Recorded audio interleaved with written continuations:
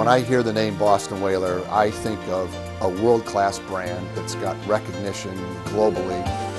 The boat has a very unique feature, not found in any other brand.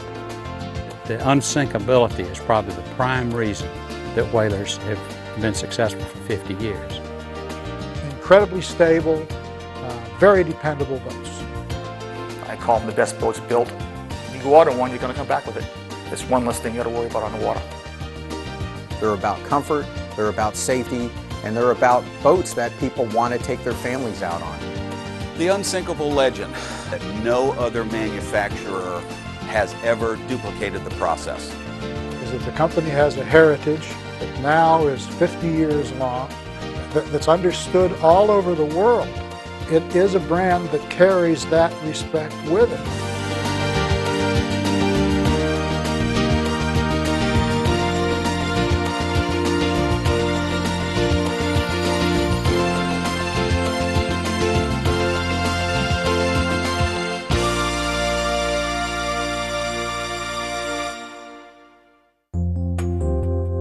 The unsinkable legend, which stands for quality, reliability, durability, and safety, is something that we have hung our hats on and built off of for 50 years.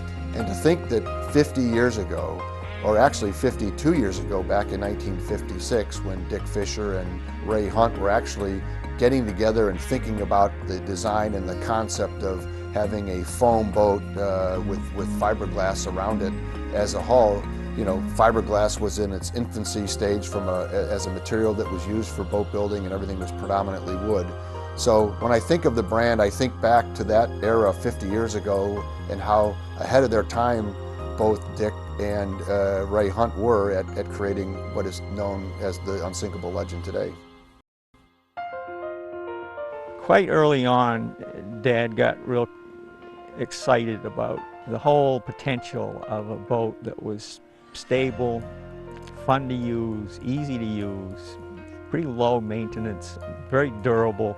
You couldn't sink it, and how it would, in a way, change lots of people's lives. Well, one reason the old whalers are so strong and last forever is because he did not subscribe to the idea, use it up, throw it out, get another. He wanted to build it right, take care of it, and make it last. There was a lot of development work before they came up with the concept for the 13-footer. He initially tried to make a kind of a sailfish style boat. It was going to be a small sailboat. And I know that Ray Hunt looked at the boat and advised Dad, there's a lot of sailfishes around, but there's thousands of motorboats, and if you want to start a new business, it should be for outboards and power boats. And it must have convinced Dad, and Ray Hunt introduced Dad to this Hickman sea sled, and they worked together on the design, which ultimately became the 13-footer.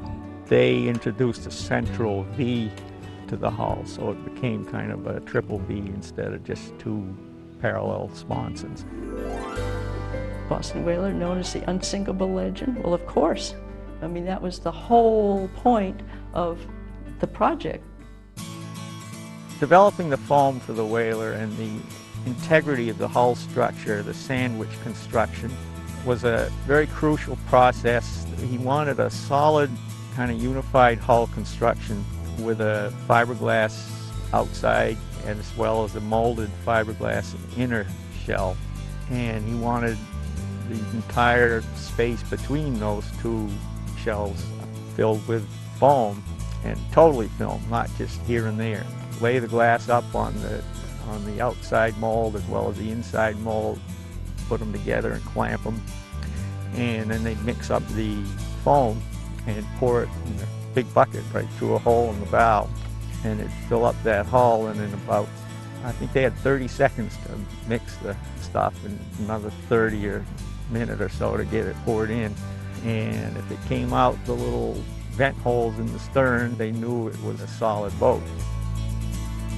There was a period where he had to believe in what he was doing. He knew it was going to be good, and the people who he was able to get out for a ride, they knew it was good. they could build almost 3 a week. But after the first ones, we would go out and ride them in big waves. Weather didn't faze him, and in fact I think he went gunning for bad weather just to make sure they got the kinks out of the boats. It was nothing to have him show up on a Saturday in February and say, we're going out in the boat. Go out in rain, snow, whatever. But one day he came down to breakfast and said, I've got it. What? Well, the Boston whaler. You know, that doesn't make sense. Well, it planes like an old whaling dory. When you harpooned into a whale, you get tearing off on a Nantucket sleigh ride. So whaler sounds fun, okay. And Boston, you know, we live near Boston, and it's a good name, but you can remember it.